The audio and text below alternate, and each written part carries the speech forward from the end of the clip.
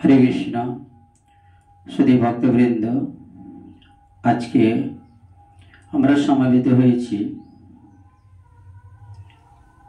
বর্তমান যে পরিস্থিতি বাংলাদেশে, তার জন্য আমরা সকলে সংখ্যালঘু এবং হিন্দুদের প্রতি আমরা শ্রদ্ধা জ্ঞাপন করছি।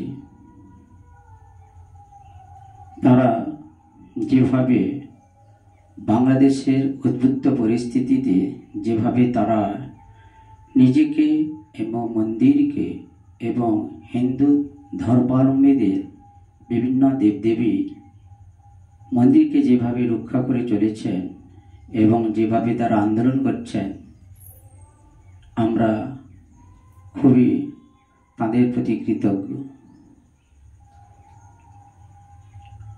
ভগবান এই জগতে আমাদের প্রেরণ করেছেন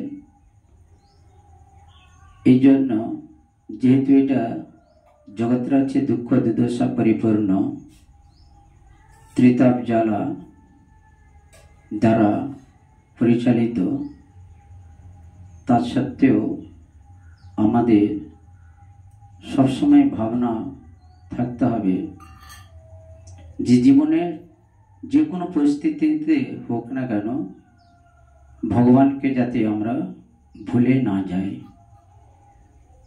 আমাদের ভারত সরকার সেদিক দিয়ে তারা নজর করছে। তাই আমরা এর আগে যে আন্দোলন হয়েছিল সে আন্দোলনে আমরা পথে নেমেছি, প্রতিবাদ করেছি এবং সকলে আমরা সহানুভূতিতে সকলের মঙ্গল সাধনে ব্রতী হয়েছিল। এখনও আমরা চাই বাংলাদেশে সকল মানুষেরা তারা শান্তিতে বসবাস করুক। ভগবানের সৃষ্টিতে সুর এবং অসুর দুটোই রয়েছে, তাই ভগবান চাইলে অনেক কিছু করতে পারেন, কিন্তু ভগবান নিরপেক্ষ, তিনি সকলের প্রতি সুহৃদ, যেমন ভক্তদের জন্য এবং অভক্তদের জন্য। তাই ভগবানের যে লীলা এবং জন্ম এবং কর্ম, এটা হচ্ছে দিব্যং অপ্রাকৃত। তাই যে ভগবান যে সব কিছু দর্শন করছেন না তা নয়, ভগবান সব কিছুই দর্শন করছেন, কিন্তু ভগবান লক্ষ্য করে দেখেন এই জগতের মানুষ ভক্তদের প্রতি যে অমানবিক যে অত্যাচার হয়েছে, ভগবান তাদের পক্ষে তিনি রয়েছে। আমরা যদি দর্শন করি চাঁদ কাজের সময় মহাপ্রভু চাঁদ কাজের উদ্দেশ্যে তিনি মশাল আন্দোলন করেছিলেন। তাই বাংলাদেশের যে আন্দোলন এটা স্বাভাবিক, এতে মানুষ উপলব্ধি করবে যে সকল শ্রেণীর মানুষের অধিকার আছে, যে তারা তাদের অধিকার থেকে তারা যাতে বঞ্চিত না হয়। ঠিক সেক্ষেত্রে ভগবান মাঝে মাঝে ভক্তদের বিভিন্নভাবে বিপদ বলুন বা যে সমস্যা বলুন সব কিছু দিয়ে থাকেন ভক্তকে রক্ষা করবার জন্য। তাই এতে আমরা লক্ষ্য করেছি বিভিন্ন ধর্মাবলম্বীদের মন্দির নষ্ট হয়েছে বা ধ্বংস হয়েছে, এবং সর্বোপরি ইস্কন মন্দিরের জগন্নাথ বলদেব সুভদ্রা দেবীর মূর্তিকে তাকে পোড়ানো হয়েছে। এটা সবচেয়ে বড় দুর্ভাগ্যজনক। আমরা এই দিনকে আশা করিনি, কিন্তু কালীর প্রভাবে এটা হয়েছে। তাই আমরা সকলের প্রতি সহানুভূতিশীল। শত্রু দিয়ে কখনো শত্রুকে আক্রমণ করলে আক্রমণটাকে বৃদ্ধি পেয়ে যায়। তাই মহাপ্রভু এই জগতে প্রেমের অস্ত্র প্রদান করেছেন। তিনি এই যুগে কোনো অস্ত্র ব্যবহার করেননি। এই যুগের জন্য তিনি প্রেম অস্ত্র ব্যবহার করেছিলেন। কাঁদিয়া কাঁদাতে হবে। তো এই কথাটা খুব সহজ হলেও কিন্তু বাস্তবটা খুব কঠিন। কিন্তু উদ্ভূত পরিস্থিতি যদি এসে যায়, সেখানে কি করাও যায়। ঠিক সেই জন্য আমরা সকল শ্রেণীর কাছে আহ্বান জানাবো, সকল বুদ্ধিজীবী, সকল ভক্তবৃন্দ, সকলেই যাতে ভগবানের কাছে আমরা প্রার্থনা করি। কারণ এই সমস্যাটা মানুষের দ্বারা কখনো সম্ভব হবে না। মানুষ যত চেষ্টা করুক, তারা কেবলমাত্র চেষ্টা করবে, কিন্তু ফল দেওয়ার অধিকার মানুষের নেই। সেই জন্য যারা যে ধর্মের মানুষ হোক না কেন, তাদের নিজ নিজ ধর্মের প্রতি যত্ন নিন। তাদের যে ধর্মগ্রন্থ রয়েছেন, সেই ধর্মগ্রন্থের প্রতি বিশ্বাস রেখে তারা যদি প্রার্থনা করেন, তাহলে কিন্তু এটা পরিবর্তন আসবে। তাই আমরা লক্ষ্য করি, যীশুখ্রিস্ট তিনি নিজেকে বলেছিলেন, আমি ঈশ্বরের পুত্র। হে প্রভু, এরা কিছু জানে না, ওদের তুমি ক্ষমা করো। আবার যদি আমরা মুসলিমদের ক্ষেত্রে দেখি, হযরত মুহাম্মদ তিনি হত্যা বা জীবহিংসা করতেও নিষেধ করেছেন। কিন্তু কালের প্রভাবে এটা হচ্ছে। এটা আবার আমরা লক্ষ্য করেছি যে অনেক মুসলমানেরাও আমাদের সকলের ধর্মের প্রতি নিরপেক্ষ কথাও বলেছে। তাই কিছু কিছু অংশে সকলেই এইভাবে করেছে। এই ক্ষেত্রে আমাদের বর্তমান যে পরিস্থিতি, এই পরিস্থিতিতে আমাদের একমাত্র কর্তব্য হচ্ছে ধৈর্য এবং সহ্য গ্রহণ করা। আন্দোলনের পাশাপাশি হরিকৃষ্ণ যে মহামন্ত্র কীর্তন হচ্ছে বাংলাদেশে, আমি খুব গর্বিত এবং আনন্দিত যে তারা স্বতঃস্ফূর্তভাবে হাজার হাজার মানুষ হরির নাম কীর্তন করছে। এবং শ্রীল প্রভুপাদ তিনি সারা বিশ্বে যে হরিনামের প্লাবন বয়েছিলেন, বাংলাদেশে তার প্রমাণ মিলেছে। আমি যতটুকু জানি, বাংলাদেশের মানুষেরা খুব ভক্তপ্রাণ মানুষ।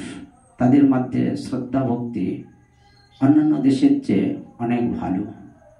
এটাও খুব ভালো যে তারা এত দুঃখ কষ্ট নির্যাতন সহ্য করেও ভগবান শ্রীকৃষ্ণ বা মহাপ্রভুর প্রচারে কোনো খামতি রাখেনি।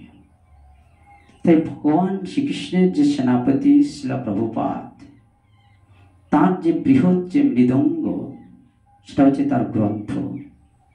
এবং তাঁর গ্রন্থের মধ্যে যে অ্যাটম বোমা রয়েছে, সারা বিশ্বে একদিনে ফাটবে এবং ফেটেও চলেছে।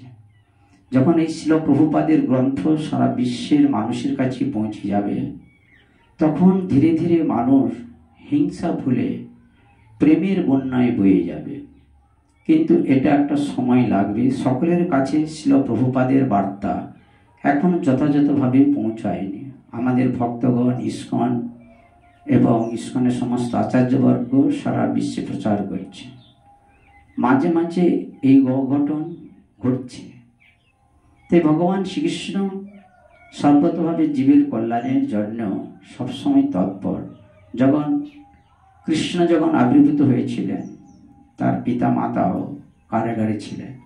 আবার তিনি ভূমিষ্ঠ হওয়ার পরেও তাকে হত্যা করবার জন্য কতই চেষ্টা হয়েছে।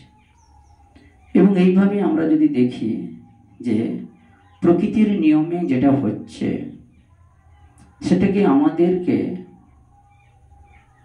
কৃষ্ণের ইচ্ছা মেনে নেওয়া উচিত। হয়তো এটা সকলে ভাবেন এটা কি করে সম্ভব। আমরা এটাও তো জানি ভগবান যা করেন মঙ্গলের জন্য।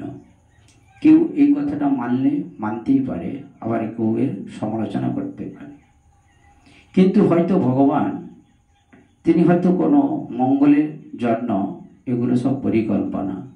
তার জন্য আমাদের ধৈর্য এবং সহ্য সব কিছুই আমাদের গ্রহণ করতে হবে এবং আমাদের প্রচারের মধ্য দিয়ে প্রমাণ করতে হবে যারা ভগবানের যারা ভক্ত, তারা সর্বতভাবে তারা ধৈর্য এবং সহ্যের প্রমাণ দিয়েছে।